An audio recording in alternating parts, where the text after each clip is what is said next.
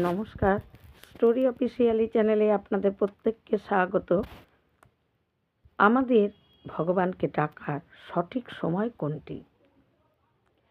আসলে আমরা অনেকেই ভাবি যে ভগবানকে ডাকার একটা নির্দিষ্ট সময় আছে। সেটা হলো আমাদের আগে বয়স হোক, বৃদ্ধ হই, তারপর তো ভগবানকে ডাকবো। আমরা কেন ভগবানকে আগে ডাকবো? অনেক সময় কোনো বালক বা কোনো অল্প বয়সী ছেলে মেয়ে যদি ভগবানের প্রতি ভক্তি শ্রদ্ধা থাকে, তখন আমরা ভাবি, কেউ কেউ হয়তো তাদেরকে প্রশংসা করে যে বাহ, এতটুকু বয়সেই ভগবানের প্রতি কত সুন্দর ভক্তি। কেউ আবার তাদেরকে বলে, মনে মনে ভাবে যে এখন তো ভগবানকে ডাকার সময় না, এই বয়সে কেন ভগবানের প্রতি সে ভগবানকে ডেকে তার নিজের সময় নষ্ট করছে। আগে বয়স হোক, ভগবানকে ডাকার সময় আসুক, তারপর তো ডাকবে। তাই আবার কোনো সময় যদি বৃদ্ধ মানুষ সংসারের বিষয়ে বেশি মাথা ঘামায়, তাহলে আবার অনেক সময় ভাবা হয় যে এখন না তো সংসারে মাথা ঘামানোর দরকার নেই, এই সময় হরিনাম করো, এখন তোমার হরিনাম করার সময়। তাই আসলে ভগবানকে ডাকার প্রকৃত সময় কোনটি, আজকে আমরা সেটাই জানব।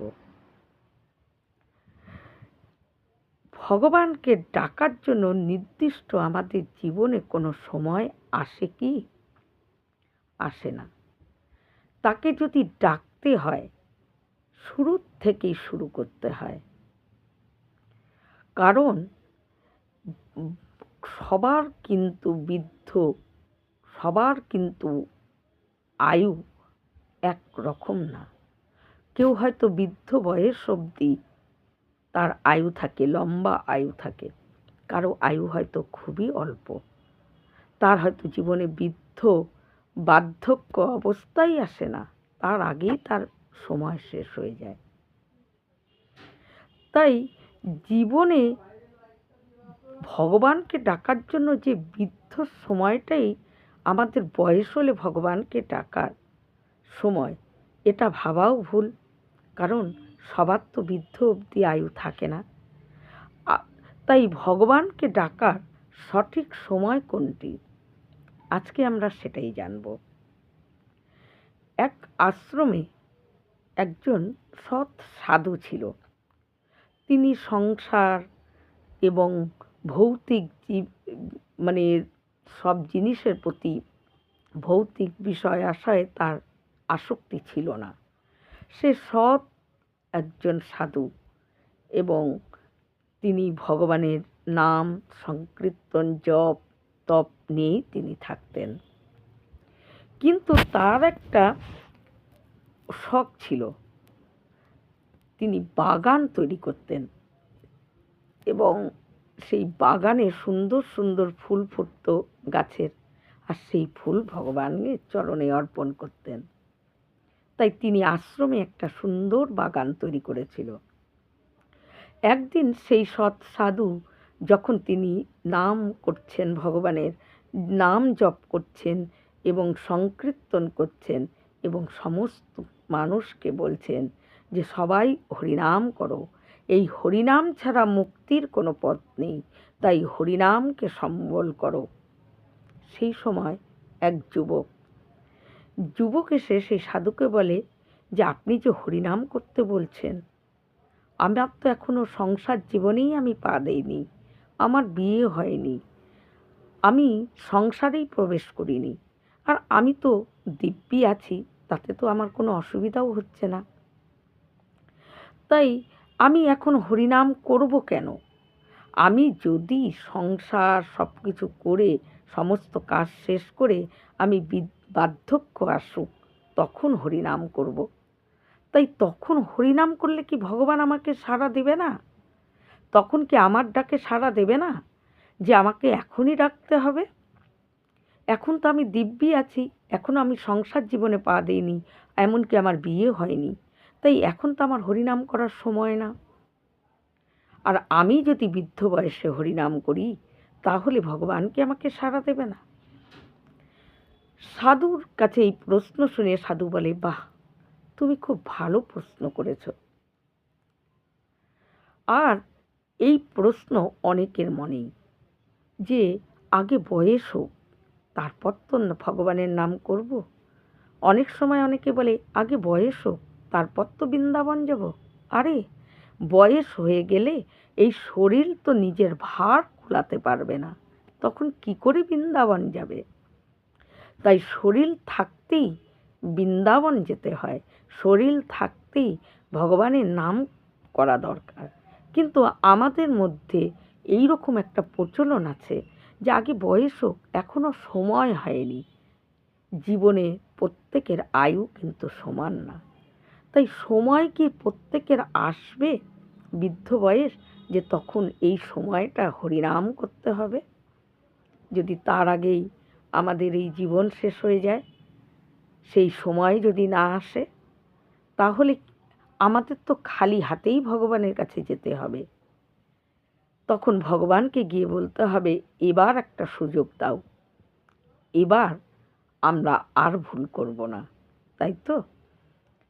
তাই সেই সাধু তখন সেই যুবককে বলে যে, তোমার খুব ভালো প্রশ্ন করেছো তুমি, তোমার প্রশ্নের উত্তর দেব, তার আগে আমার একটা কাজ করতে হবে। বলে, কি কাজ? বলে, আমি যে বাগান তৈরি করেছি, সেই বাগান থেকে একটা সুন্দর ফুল নিয়ে আসবে। আমি এই সন্ধ্যার সময় ভগবানকে সেই ফুলটি অর্পণ করব। কিন্তু দেখো বাবা, এই বাগানে যাওয়ার রাস্তাটা, যে রাস্তা দিয়ে যাবে, সেই রাস্তায় কিন্তু তুমি যদি মনে করো অনেকগুলো দরজা আছে, একটা দরজা যখনই তুমি পার হয়ে যাবে, তুমি যদি মনে করো সেই দরজা দিয়ে আবার সেই প্রথম দরজায় আসবে, সেটা কিন্তু তুমি পারবে না। তুমি যেই প্রথম দরজার সামনে দাঁড়াবে, সেটা খুলে যাবে, আর সেইখানে সেই দরজাতে যেই প্রবেশ করবে, সেই দরজা কিন্তু বন্ধ হয়ে যাবে। এইভাবেই তোমার অনেকগুলো দরজা পার করে একটা সুন্দর দেখে ফুল আনবে, যাতে সেই ফুলটা খুব সুন্দর, সবচাইতে ভালো ফুলটা তুমি আনবে, আমি ভগবানের চরণে দেব। সেই যুবক ভাবে যে এটা আর কি এমন কাজ, একটা দরজাতে ঢুকবো, সেই দরজা বন্ধ হয়ে যাবে, আবার পরের দরজায় যাব, সেই দরজা বন্ধ হয়ে যাবে, যদি ইচ্ছা হয় যে দ্বিতীয় দরজার থেকে প্রথম দরজায় আরেকবার আসবো, সেটা পারবো না, কারণ দরজা আটকে যাবে। তাই ঠিক আছে, তাই সেই যুবক যখন সেই দরজার সামনে যায়, হাতে সাজি নিয়ে ফুল আনতে যায়, ফুল আনতে গিয়ে প্রথম দরজার সামনে দাঁড়ায়, অমনি সেই দরজা খুলে যায়, সে দরজাতে ঢুকে যায়। আর যেই সেই দরজাতে ঢুকে, সেই দরজা বন্ধ হয়ে যায়। সে সেই দরজা দিয়ে বাগানটা দেখতে পায়, যে বাহ, কত সুন্দর ফুল। সেই দরজাতে যতটা বাগান দেখা যাচ্ছে, খুব সুন্দর সুন্দর ফুল। কিন্তু তার মনের মধ্যে একটা হয় যে হয়তো এর থেকেও এর পরের দরজাটায় গেলে আরও ভালো ফুল পাবো। তাই সে কী করে, পরের দরজার সামনে দাঁড়ায়, সেই দরজা খুলে যায়, সে তখন সেই দরজায় দ্বিতীয়টায় ঢুকে যায়, আবার দ্বিতীয় দরজা বন্ধ হয়ে যায়। সে দেখে সেখানে প্রথমটার থেকে আরও ভালো ফুল, সে সেখানেও ফুল তোলে না। তার মনের মধ্যে হয় হয়তো তৃতীয়টায় আরও ভালো ফুল। তাই সে কী করে, তৃতীয় দরজার সামনে দাঁড়ায়। তৃতীয় দরজা যখন খুলে যায়, সে তখন সেখানে প্রবেশ করে। সে দেখে, বাহ, এখানে তো আরও সুন্দর ফুল, আরও সুন্দর ফুল, কিন্তু তবুও সে ফুল তোলে না। তিনটা দরজা পার হয়ে যায়, বন্ধ হয়ে যায়, সে কোনো ফুল তোলে না, ভাবে আরও যাই, সেটাই মনে হয় আরও ভালো ফুল। এই করে করে সে দরজা পার হতে থাকে, আর মনে মনে ভাবতে থাকে, এটাই যদি এতটা সুন্দর ফুল, তাহলে এর পরেরটাই হয়তো আরও সুন্দর ফুল। তাই তার ইচ্ছা অনুযায়ী সুন্দর ফুল বাছার জন্য সে দরজাই পার হতে থাকে, আর পরস্পর দরজা বন্ধ হতে থাকে। কিন্তু শেষে যখন সেই দরজায় যায়, সেই দরজায় দেখে সমস্ত ফুল, সেখানে একটাও ভালো ফুল দেখা যাচ্ছে না, শুধু শুকনো ফুল। গাছের মধ্যে অর্ধেক ঝরে পড়ে আছে, অর্ধেক গাছেই লেগে আছে, শুকিয়ে গুটি হয়ে গেছে। সে তখন দৌড়ে যখন ভাবে যে প্রথম দ্বিতীয় দরজা যদি খুলতে পারি এখান থেকে ভালো ফুল নিতে পারবো, কিন্তু সেই দরজা তো তখন বন্ধ হয়ে গেছে, সে তো আর ঢোকার রাস্তা নেই যে সে প্রথম দরজায় গিয়ে ভালো ফুল নেবে। তখন সে আর কি করবে? শুকনো ফুল নিয়ে সে খালি হাতে আসার পথ ধরে সে চলে আসে। আসার পর সেই সাধু যখন বলে ফুল দাও, তখন বলে আমি খালি হাতে এসেছি, আমাকে আর একটা সুযোগ দিন, আমি এবার আপনাকে ভালো ফুল এনে দেব।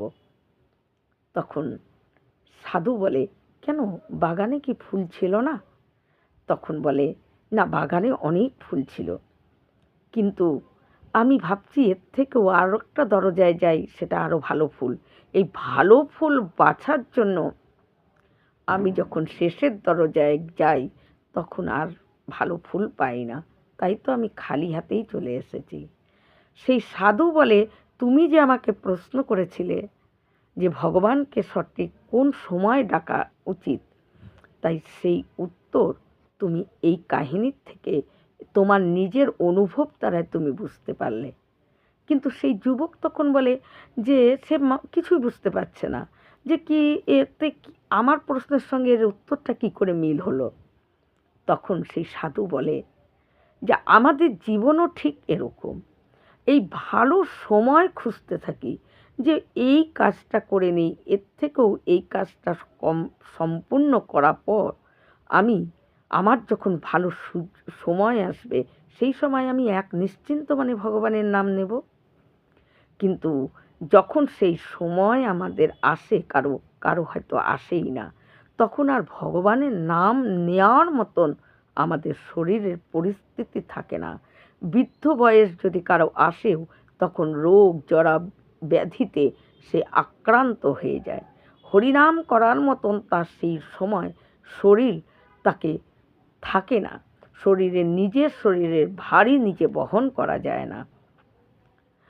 তাই যদি হরিনাম করতে হয়, তখন হরিনাম করার সময় হলো শুরুর থেকেই শুরু, এর জন্য কোনো নির্দিষ্ট সময় আসে না।